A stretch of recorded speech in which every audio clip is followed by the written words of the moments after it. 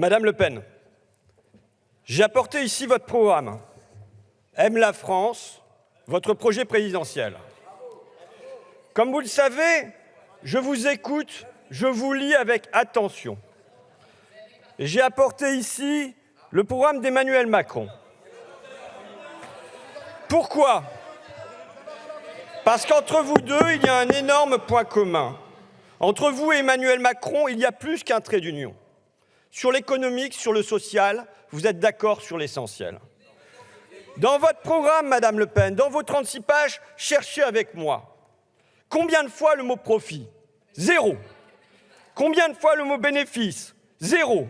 Dividende ? 0. Actionnaire ? 0. Et ce silence l'année dernière.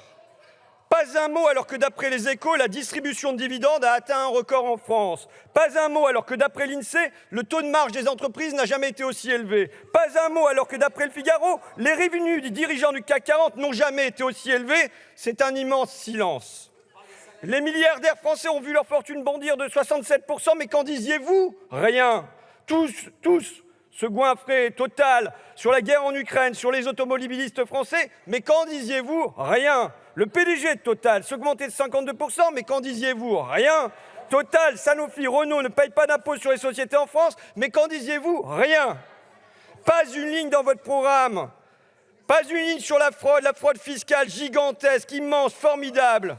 Mais même mieux, rien sur les inégalités. Oui, ben vous le relirez, moi je le lis, je fais des contrôles-F à l'intérieur et ces mots-là ne sont pas dedans. Allez, chers collègues, on laisse Monsieur Ruffin. Rien sur les inégalités de revenus. Non, il n'y a pas le mot égalité à l'intérieur. La pauvreté n'est pas mentionnée, ni la précarité. Qu'énoncez-vous sur l'intérim, par exemple ? Passage obligé pour la jeunesse populaire ? Rien. Quoi sur les stages à répétition ? Rien. Chez vous, il n'y a pas de riches. Le mot n'existe pas. Pas de pauvres. Il n'y a que des Français et des étrangers. Voilà votre vision et votre division du monde. Ce sont les mêmes silences immenses chez le président Macron. Pas d'actionnaires chez lui non plus dans son programme. Pas de profit, pas de dividendes, pas d'injustice, pas de fraude fiscale, pas d'inégalité, pas de précarité, pas d'intérim. Tous ces mots n'existent pas. Vous partagez le même aveuglement, le même consentement à l'injustice, aux inégalités. Bien des choses vous opposent à l'évidence, vous et lui, et je ne vous confonds pas. Mais sur l'économie, sur le social, vous êtes d'accord. Ni avec vous, ni avec lui, entre le travail et les capitales, entre les salariés et les actionnaires, jamais les plateaux de la balance se sont rééquilibrés.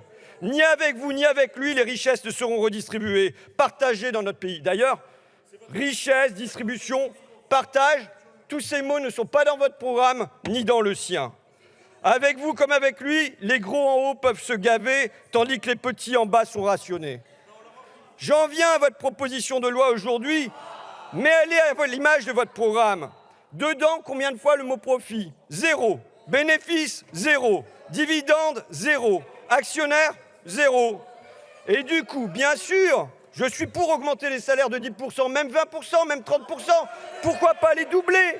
Mais qui serait contre ? Mais comment comptez-vous, je vous cite, inciter les entreprises à augmenter les salaires nets de 10% ? Comment sans mieux répartir les richesses ? Comment sans toucher aux bénéfices, aux dividendes, aux profits ? Comment ? Eh bien, vous répondez avec des exonérations de cotisations patronales. Voilà votre idée. Mais vous vous rendez compte que c'est du Macron ? Les macronistes ne font que ça, alléger les charges. Fillon, Balladur, Juppé, tous n'ont fait que ça depuis 40 ans. Sur les primes, alléger les charges. Sur les bas salaires, alléger les charges. Voilà donc votre idée neuve, alléger les charges. À l'heure où les travailleurs vont combattre la retraite à 64 ans, alors que vous prenez la retraite à 60 ans, vous voulez vous priver le système de retraite, vous allez creuser un déficit qui aujourd'hui n'existe pas encore. Madame Le Pen, pour les Français, pour les travailleurs, qu'avez-vous voté ici dans ces hémicycles sur la hausse du SMIC ? Vous avez voté contre. Sur l'indexation des salaires sur l'inflation, vous avez voté contre. Sur le rétablissement de l'impôt de solidarité sur la fortune, vous avez voté contre.